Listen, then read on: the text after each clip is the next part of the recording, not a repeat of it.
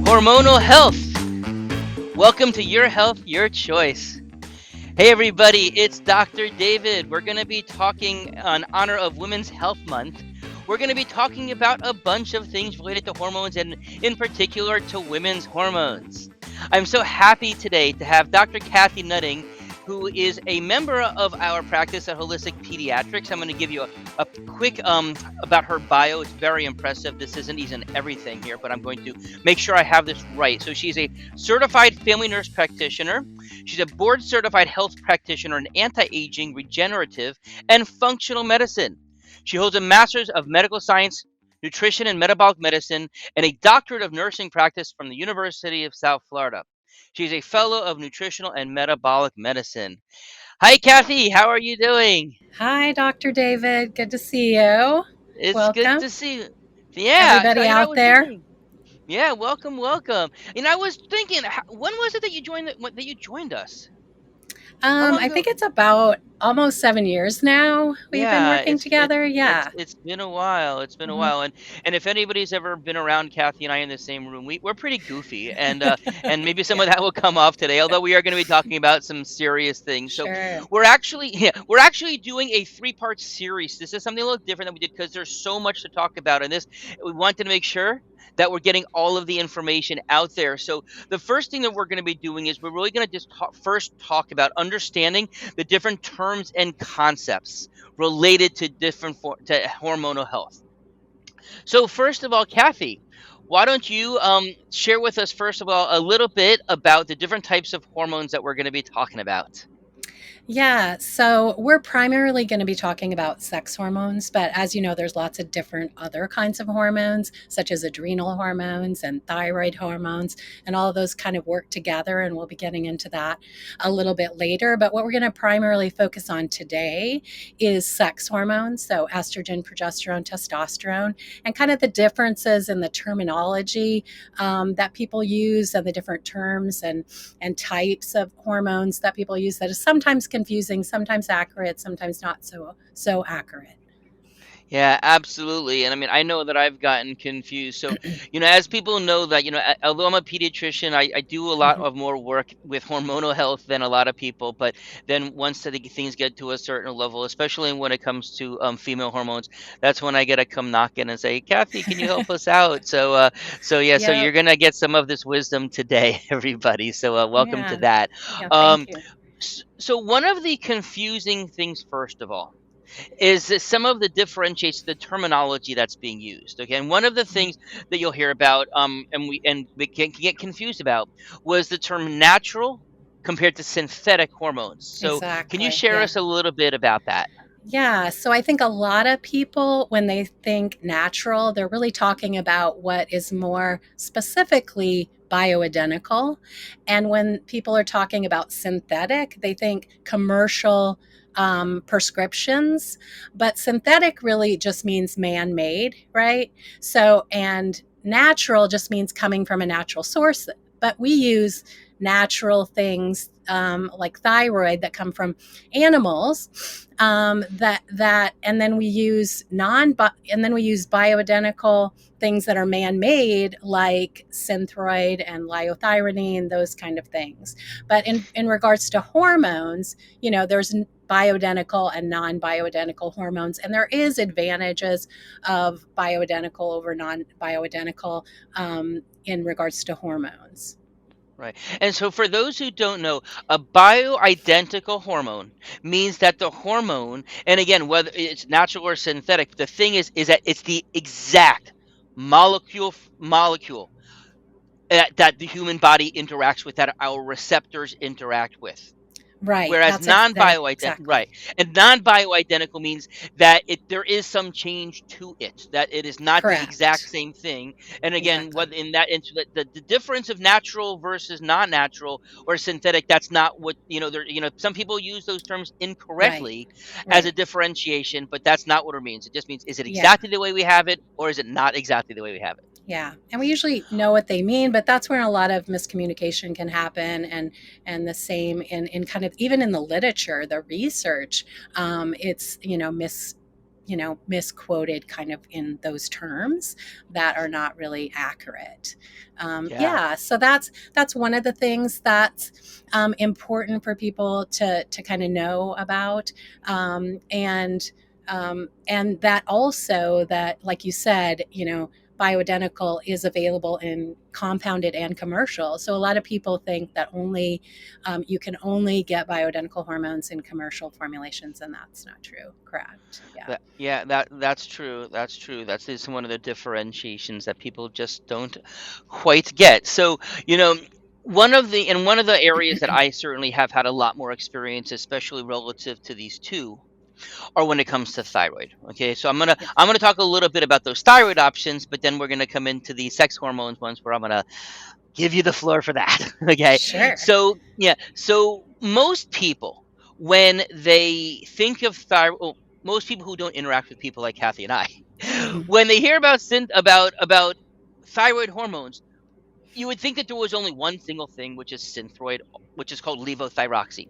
Okay, Right. this is a bioidentical T4. Now, I Exactly. want to give you just a quick thing here.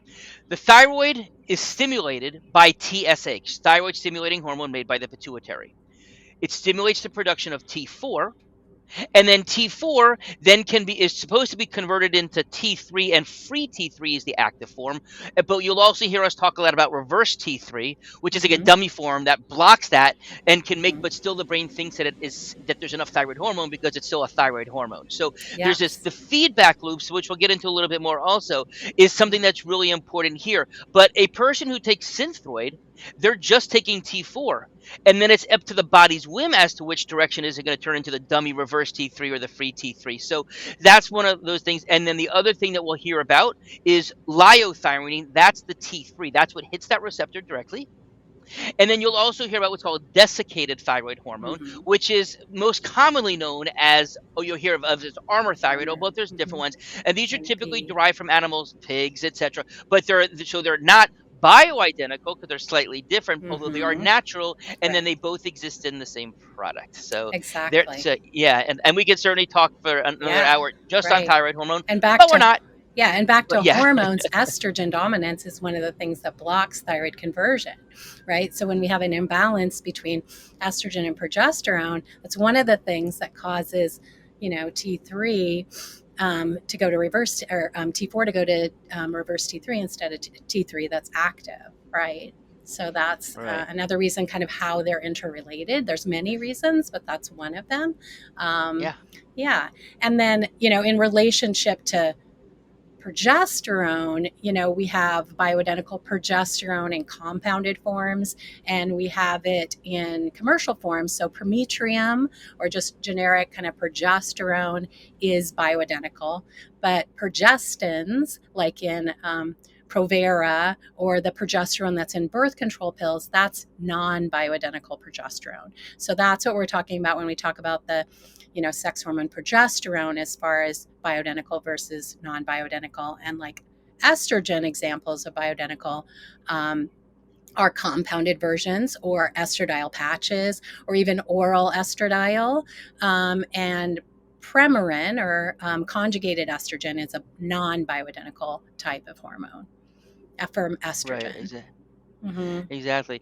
And although we are talking about female hormones, and um, as many people may or may not know, men, do make some small amounts of those, but also women make testosterone. And I know that that's one Correct. of the things that you do, Yeah. as that you do also. So maybe if you can just spend a couple moments Sure. talking about, testosterone, especially Right. related to women. Yeah, and there aren't any bioidentical forms that are commercially available of testosterone. There's Estratest with estrogen and testosterone, but to get bioidentical testosterone for women, you need to have it compounded. For one reason, because there are commercially available bioidentical testosterones for men, like Androgel and Testum, and those kind of things are bioidentical testosterone that are commercially available, but they're at too high a doses for women, so we have to compound them. Hmm. Right. Okay. So now we've mentioned compounding a little bit already, and so Sure. many people know, but a compounding pharmacy makes up a particular product for an individual individually. So Right. there's a lot more. So whether it's the number of milligrams, what it's being put into in terms of the base or the transport media in a Right. liquid, or what's put into a capsule, there's a lot more variability. They typically don't involve having highly food dyed capsules or liquids Hmm. to it. There's in terms of preservatives. So one of the reasons, besides making sure we can get as close to the amount of milligrams right, is also that there's not as much other stuff, the quote Right. unquote Exactly. inert stuff, which you and I have found to be not so inert for some of our most Yep. sensitive patients. So that's that. Yeah. But I also know that the compounding pharmacy world is kind of under attack right now. Sure. And Yeah. this could have some pretty big implications on our patients. So, can you talk a little bit about what's going on at the federal level right now?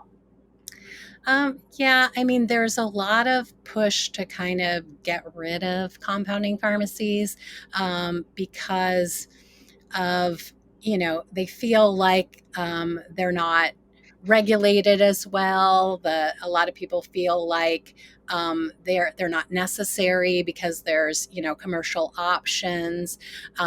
They feel like people are using things that are not FDA approved, and those kind of things. So there's a big push to kind of get rid of compounding pharmacies or really limit compounding pharmacies. Um, um, and there have been several legislation um, initiatives that have really tried to kind of do that and kind of nick away at it, and most of them have been unsuccessful because of overwhelming really people calling in and supporting compounding pharmacies because there's so many people for so many reasons that it's so necessary. I mean, in regards to just progesterone compounded, there, like I said, there's commercially available, but the commercially available formulation contains peanuts, and some people are severely allergic to peanuts, right? So you can't give them something that has peanuts in that. So when you compound it, you can use a different base. Also, like for testosterone, there just isn't doses available. So, it's just really important. And so they haven't really been successful in completely, getting rid of compounding pharmacies, but there's always a big kind of push and a lot of resistance against compounding pharmacies. And they see it, sort of as competition to, the commercial medications, I think is a big part of it as well. But there's really, and also just like traditional providers don't really see the value of it like we do, that we use things a lot more often. They'll use some things or they'll add flavors or colors to medicines to make them taste better or put them in liquid form or something, but not like to the degree of compounding that we do, or not do but prescribe, right? We don't Right, actually right. mix it Yeah, up in yeah. our We don't have. house. Yeah, we don't yeah, Yeah. in the Yeah. kitchen next to the In yeah my next to the back coffee room back maker. there, yeah. Right, right. Right. Definitely, definitely. Yeah, and that's a big issue because obviously this is your health, your choice, right? That's a show that you're all watching right now, Yeah. and the government is trying to take that away, or some people in government, I should say, Right. is trying to take that away. And Yeah. it's just one of those things again where people, we are always such staunch advocates of people being not just advocating for themselves, which of course means like when these types of things come in, contacting legislators, the FDA, giving them a Right. big old piece of your mind to let them know, keep your, just like what, people say, keep your hands off my body, whether they talked about reproductive rights or vaccines, and Yeah. keep your hands off our body when it comes to letting me get the treatment that I think is best for me, right? Exactly. Hey, And I've talked that's to what some of informed the consent is all about. I've talked to some of the pharmacists who've actually closed their compounding pharmacies because of such hassle that they get and such, just regulations that they have that are just like excessive, and it becomes cost, ineffective for them to do. So that's what's been successful, with these kind of things. It's just made it more costly for compounding pharmacies. And that's just so unfortunate because we've had some really good compounding pharmacies in our Tampa Bay area that have closed. So yeah, we Yeah, have to that's stay a active and to have our voices heard when these kind of legislations come into play. absolutely, absolutely. We got to keep on fighting the fight because If Yep, we don't, who is? that's All right. right. Well, yeah. So I want to thank you, Cathy. This is You're actually, as I said, welcome. this is part one of a three-part series. Yes. So keep an eye out for some upcoming videos, everybody. We're going to be doing one about ongoing hormone therapies, one about the hormone symphony, which is what Cathy was referring to a little bit about before. How one hormone system, like how the thyroid, can be impacted by other, sex hormones, etc. So be on the lookout for that as well. Of course, we always want to ask you to join subscribe to our YouTube channel and hit the notification button. So whenever one of these brilliant conversations comes forth, that you are the first to know all about it. Again, please join us on our Patreon account, where we like to put up a lot of the more exclusive information as well. And of course, for our newsletter that we put out on a monthly basis at Dr. David, Dr. David MD, drdavidmd.com. So have a great day, everybody. It's been a pleasure.